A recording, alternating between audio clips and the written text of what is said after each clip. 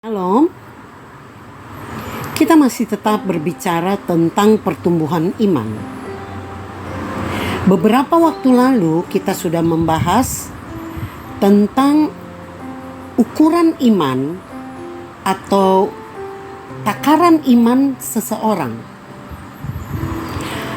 Kali ini kita akan membahas iman dan pemeliharaan Allah. Saudara, apa beda kita berjalan dengan melihat apa yang terjadi di depan kita dan apa yang terjadi bila kita berjalan dengan iman? Saudara, ketika Tuhan Yesus diutus ke dunia ini, Allah melalui Yesus mengembalikan kepercayaan manusia untuk bergantung kepada tiap perkataannya Allah. Allah yang akan memelihara sepenuhnya kehidupan orang percaya. Mereka yang hidup dengan iman, hidup bergantung sepenuhnya kepada pemeliharaan Allah. Akan ada masa transisi di mana seseorang harus bekerja dengan tangannya untuk beroleh nafkah, menjadi seorang yang hidup karena melayani firman sepenuhnya, atau full timer sebagai pelayan Tuhan. Saudara, berjalan dengan mata atau berjalan dengan apa yang kita lihat atau apa yang ada depan kita dan mengandalkan diri sendiri, mengandalkan kekuatan kita, mengandalkan hikmat kita, mengandalkan pengetahuan kita dan kejelian kita untuk melihat.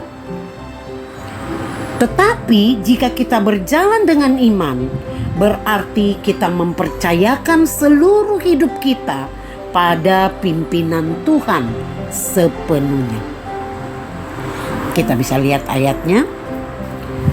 Matius 6 ayat 25 dikatakan demikian. Karena itu aku berkata kepadamu, jangan kamu khawatir akan hidupmu, akan apa yang hendak kamu makan atau minum. Dan janganlah khawatir pula akan tubuhmu, akan apa yang hendak kamu pakai. Bukankah hidup itu lebih penting daripada makanan, dan tubuh itu lebih penting daripada pakaian? Saudara, di sini Tuhan Yesus menasihati kita untuk tidak khawatir tentang apa yang akan kita makan, apa yang akan kita minum, atau apa yang akan kita pakai. Karena jiwa kita dan tubuh kita yang diberikan oleh Tuhan itu jauh lebih penting daripada pakaian. Tuhan Yesus mau kita tidak khawatir dan cemas akan hidup itu, karena kekhawatiran dapat melemahkan iman kita, sehingga kita bergeser dari pemeliharaan Allah dan kasih Allah kepada kita. Saudara tahu, kekhawatiran itu terjadi karena kita menggunakan mata kita untuk melihat apa yang ada di depan kita dan kita tidak menggunakan iman. Jadi kekhawatiran akan hidup terjadi karena kita menggunakan mata jasmani kita, bukan iman kita. Kita melihat apa yang terjadi di depan mata kita dan kita mulai khawatir. Kita mulai lupa kepada Tuhan. Kita mulai gentar di dalam hidup kita. Ya saudara, jadi Tuhan Yesus menasihati kita supaya jangan khawatir. Karena Tuhan tahu ketika kita khawatir, iman kita tidak berfungsi. Ketika kita khawatir, kekuatan kita melorot. Ya saudara, melemahkan iman kita. Iman kita tidak bisa bangkit ketika ada kekhawatiran. Ya saudara ya. Oke, kita lihat ayat berikutnya. Matius 6 ayat 31 sampai dengan ayatnya yang ke-33. Dikatakan demikian. Sebab itu janganlah kamu khawatir dan berkata, apakah yang akan kami makan? Apakah yang akan kami minum? Apakah yang akan kami pakai? Semua itu dicari bangsa-bangsa yang tidak mengenal Allah. Akan tetapi Bapamu yang di surga tahu bahwa kamu memerlukan semuanya itu. Tetapi carilah kerajaan Allah dan kebenarannya, maka semua itu akan ditambahkan kepadamu. Wow, dahsyat ya saudara. Jadi kadang-kadang kita melihat bahwa kekhawatiran itu tidak boleh menjadi sesuatu yang membuat kita tidak bisa berkembang. Ya saudara, kita dinasihatkan untuk tidak hidup di dalam kekhawatiran tentang apa yang akan kita makan, kita minum, itu aktivitas sehari-hari ya. Tuhan katakan jangan kita khawatir ya. Tuhan Yesus mengajak kita untuk mengubah cara pandang kita tentang kebutuhan-kebutuhan kita. Karena Tuhanlah kehidupan kita, untuk mencari kerajaan Allah. Kita memiliki target di dalam hati ya. Kita mau mencari kerajaan Allah dan kebenaran. Mungkin saudara saat ini belum mengalaminya, tapi coba lakukan. Menjadikan itu sebagai target. Saudara, dan saudara boleh melihat bagaimana pemeliharaan Tuhan di dalam hidup saudara. Ketika saudara mengandalkan Tuhan. Karena Tuhan katakan di dalam firman, carilah dahulu kerajaan Allah dan kebenarannya, maka semua itu akan ditambahkan kepadamu. Jadi ketika kita mencari kerajaan Allah dan kebenarannya, kita mencari Tuhan dengan tekun dalam situasi apapun, kita tetap percaya bahwa Tuhan Allah menolong kita. Tuhan Allah akan membuka jalan bagi kita. Maka segala yang kita butuhkan itu bukan diberikan saja, tapi ditambahkan. Ditambahkan di sini berarti apa? Berlimpah-limpah ya saudara. Kita tidak pernah berkekurangan ya saudara. Sehingga Tuhan mengajarkan kepada kita untuk jangan khawatir. Ya saudara, semua itu akan ditambahkan kepadamu. Semua kebutuhan ditambahkan, artinya kita dicukupkan secara berkelimpahan. Tidak pernah kekurangan. Tuhan mau sediakan asal kita mencari Dia dengan tekun. Dia mau pelihara kita dan terlibat dalam hidup kita. Dia mau kita andalkan Dia karena Dialah pemilik hidup kita. Ya saudara ya. Jadi kekhawatiran itu tidak boleh menjadi ciri orang beriman. Ya saudara, ketika kita melihat tarif listrik mulai naik, tarif PAM mulai naik, harga BBM mulai naik, gas mulai naik. Melihat segala sesuatu itu dengan perjuangan. Kita bekerja mati-matian memenuhi kebutuhan kita. Tetapi ajaran Yesus mengatakan bahwa janganlah khawatir tentang hidupmu. Dan dalam firman Tuhan juga dikatakan dalam Matius 6 ayat 19-20 dikatakan, janganlah kamu mengumpulkan harta di bumi, ngengat dan karat merusaknya dan pencuri membongkarnya.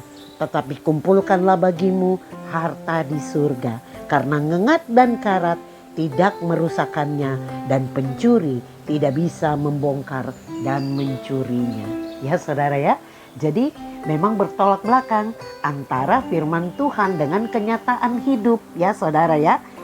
Firman Tuhan berkata kita jangan khawatir, sementara yang kita lihat di depan mata kita itu adalah kesulitan-kesulitan. Makanya firman Tuhan katakan jangan khawatir. Sebab itu Tuhan Yesus menasehati kita, mengingatkan kita, dikatakan dalam firman-Nya, apakah kekhawatiranmu itu dapat menambah sehasta dari jalan hidupmu? Jadi Tuhan mau kasih tahu ke kita, apakah kita khawatir ada menambahkan sesuatu? Apakah kita khawatir, apakah kita panjang umur? Apakah kita khawatir terus harta kita bertambah? Tidak seperti itu. Ya saudara, jadi Tuhan mau jangan kita khawatir. Kita lihat ayat berikutnya, Matius 6 ayat 34. Dikatakan demikian, sebab itu janganlah kamu khawatir akan hari besok, karena hari besok mempunyai kekhawatirannya sendiri. Kesusahan sehari cukuplah untuk sehari. Ya saudara, jadi di sini Tuhan Yesus katakan kepada kita, dengan iman kita percaya penuh kepada Tuhan dan mempercayakan hidup kita dikelola oleh Dia. Makanya dikatakan janganlah khawatir tentang hari esok, karena hari esok mempunyai kesusahannya sendiri. Kesusahan sehari cukup untuk sehari. Karena ketika kita mencari kerajaan Allah dan kebenarannya, maka kita tunduk kepada kedaulatan Allah sebagai Raja kita. Ya saudara, berarti kita mau taat melakukan kehendak Allah dan Dia pasti mencukupi kebutuhan kita. Ya saudara ya, jadi Tuhan Yesus mengajak kita mengubah cara pandang tentang kebutuhan materi. Ia mau mengingatkan kita bahwa makanan, pakaian, tempat tinggal, dan harta benda itu penunjang kehidupan kita saja. Jadi kita tidak bergantung kepada semua harta itu. Prioritas kita adalah harta kerajaan surga. Khawatir akan hari esok saja, Tuhan tidak perbolehkan. Kita tidak boleh khawatir tentang hari esok. Karena hidup itu sendiri diperlengkapi oleh Allah. Kesusahan cukup untuk sehari. Jangan kehilangan iman karena besar kekhawatiranmu. Kita lihat ayat berikutnya. Lukas 12 ayat 7. Dikatakan demikian. Bahkan rambut kepalamu pun terhitung semuanya. Karena itu jangan takut. Karena kamu lebih berharga daripada banyak burung pipit. Saudara, Tuhan itu menjanjikan sesuatu yang luar biasa kepada kita. Tuhan katakan bahwa burung pipit aja Tuhan pelihara. Kenapa kamu khawatir? Yesus mendorong kita untuk menyerahkan kekhawatiran kita kepadanya. Dan hidup tenang bergantung kepada pemeliharannya. Karena Ia mengetahui segala sesuatu tentang kita. Karena firman Tuhan katakan kita berharga di mata Tuhan. Ya saudara ya. Jadi disinilah Tuhan mau supaya kehidupan kita, orang-orang percaya dan hamba-hamba Tuhan yang setia dan sungguh-sungguh berada dalam pemeliharaan Allah. Bahkan dikatakan rambut kepalamu pun terhitung. Artinya apa? Dia memelihara kita secara spesifik. Dia memelihara kita secara detail. Oleh sebab itu dia katakan jangan takut. Karena kita ini sangat berharga daripada ciptaan apapun di dunia ini. Kita lihat ayat berikutnya. Matius 6 ayat 26. Dikatakan demikian. Pandanglah burung-burung di langit yang tidak menabur dan tidak menuai dan tidak mengumpulkan bekal dalam lumbung. Namun diberi makan oleh Bapamu yang di surga. Bukankah kamu jauh melebihi burung-burung itu? Saudara, di sini Tuhan Yesus mau katakan kepada kita bahwa Tuhan suruh kita melihat burung-burung di udara. Kita amati burung-burung di udara. Mereka tidak menabur atau menuai. Mereka tidak menimbun makanan dan mereka tidak sesibuk manusia yang selalu khawatir. Karena mereka tahu Bapa di surga memberikan mereka makan setiap hari. Apalagi dengan kita, jauh lebih berharga di mata Tuhan. Jadi orang yang beriman akan melihat dengan jelas bahwa Tuhan itu setia. Tuhan itu pemurah, memenuhi kebutuhan semua makhluk ciptaannya. Tuhan Yesus tahu bahwa kekhawatiran itu melumpuhkan iman kita. Sementara hanya dengan iman kita diselamatkan. Jadi ketika kita khawatir, maka iblis memiliki kesempatan untuk menggoyahkan iman kita. Contoh, ketika kita sakit dan didiagnosa dokter tentang penyakit yang kita derita. Jikalau penyakit itu berat, itu menimbulkan kekhawatiran sehingga iman kita mulai goyah. Ada kecemasan, ada ketakutan mulai menguasai hati kita. Ini semua membuat iman kita sama sekali tidak berfungsi. Iman kita menjadi nol. Kenapa? Karena khawatir dan takut. Makanya Tuhan tegaskan berulang-ulang tentang kekhawatiran itu agar kita sadar ketika kita sakit, tetap percaya bahwa Tuhan pasti menyembuhkan kita. Sehingga iman kita tetap teguh dan hati kita tidak khawatir.